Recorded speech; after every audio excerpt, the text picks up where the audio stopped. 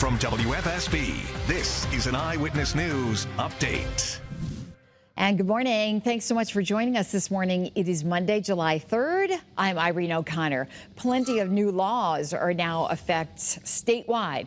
They just took effect on Saturday, July 1st, and it's a pretty mixed bag of legislation.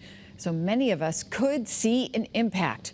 The new stillborn law gives mothers more time with their stillborn child to process and figure out their next steps without being separated immediately. And a law that bans all loaded guns besides pistols inside cars. The only exceptions to this are for law enforcement or security officers.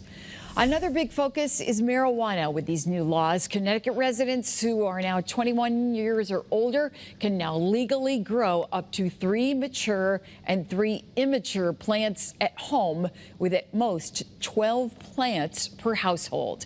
And one new law our kids might not like, starting with the class of 2027, all high school students will be required to take a financial literacy course to graduate.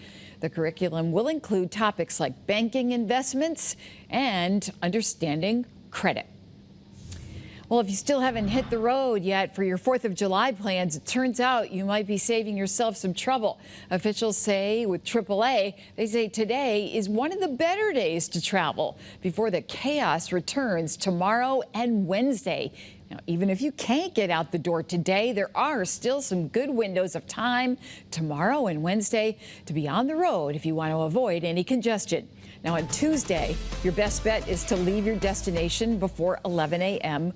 or 6 p.m. and hopefully the weather will be good. Yeah, hopefully, Irene. I know the weather definitely could be an issue as well, especially for this afternoon and tomorrow afternoon. That's when we are tracking the potential for some strong to severe storms.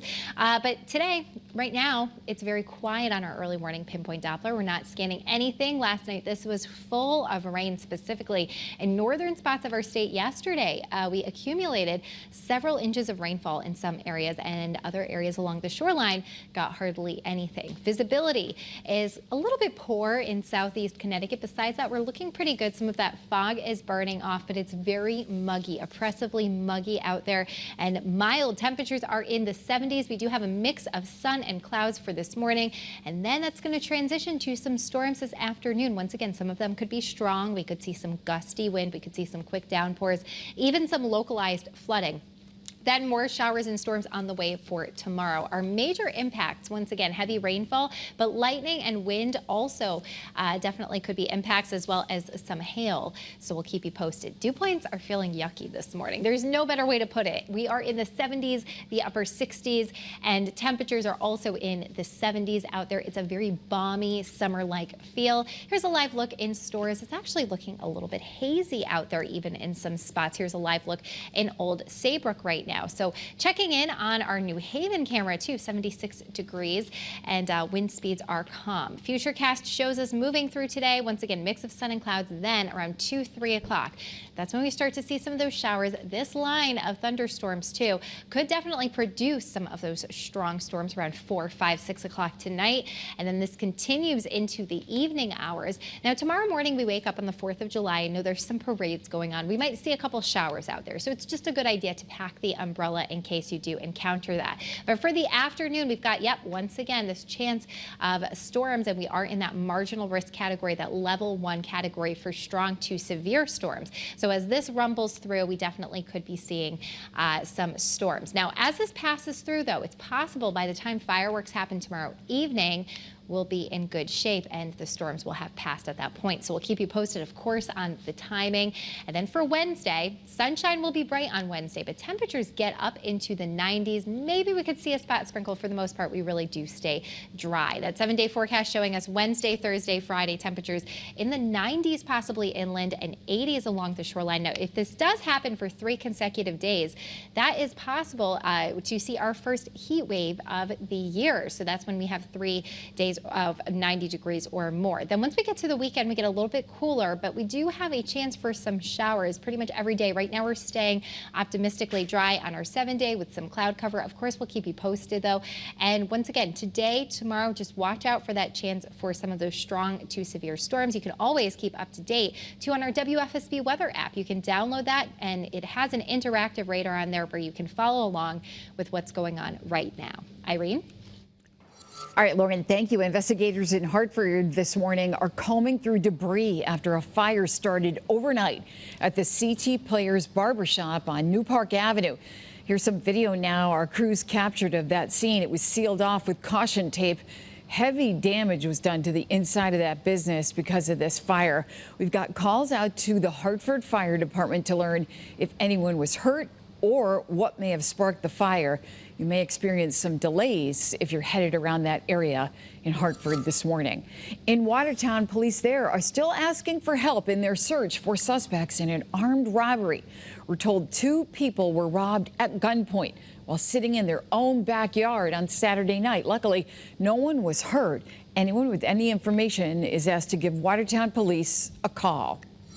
Oh, this morning, state police and animal control are looking for a driver after they say a dog jumped from their car yesterday afternoon, causing 2 crashes. Our Pinpoint News Tracker shows you where this all happened, right near exit 26 along the northbound side of Route 8 in Naugatuck. Police say the car is an older model burgundy sedan and that it did not stop after the dog jumped out. Naugatuck Animal Control brought that dog to a veterinary hospital nearby where she's now in stable condition this morning and is expected to recover. Call Naugatuck Animal Control or police if you have any information on the owners. Well, happening today in Torrington, a school bus driver will face a judge. All this after officials say she caused a deadly crash. Police say Lisa Krulicki, a driver for All Star Transportation, pulled her school bus out in front of a man on a motorcycle back in September, causing a crash. That man died, and now Krulicki faces negligent homicide charges after turning herself in to police late last month. Representative Joe Courtney will pay a visit to East Hampton this morning at 11 o'clock to announce $500,000 in funding to help transform parts of the town. Thanks to the EPA, the grant comes from the federal infrastructure law passed in 2021 and should help revitalize parts of the town for future economic expansion. Well, today, Lieutenant Governor Susan Bysiewicz will stop by the Vietnam War Veterans Ceremony in Canterbury to give remarks and pay respects ahead of Independence Day. The ceremony starts at 4 o'clock this afternoon and will pay tribute to those who died fighting in Vietnam, plus shine a light on survivors and their families. Well, if you're looking for something to do with the kids today, a new librarian at the Ives Main Library in New Haven is kicking off her first week at work with a reading event for kids at 11 a.m. She's going to be focusing on diverse and inclusive stories as part of the library's weekly stay and play events, in which families can bring their children to the library to spend quality time together. Well, thank you so much for tuning in to Eyewitness News. Remember, you can get news and weather updates anytime on the Channel 3 app. Have a great day.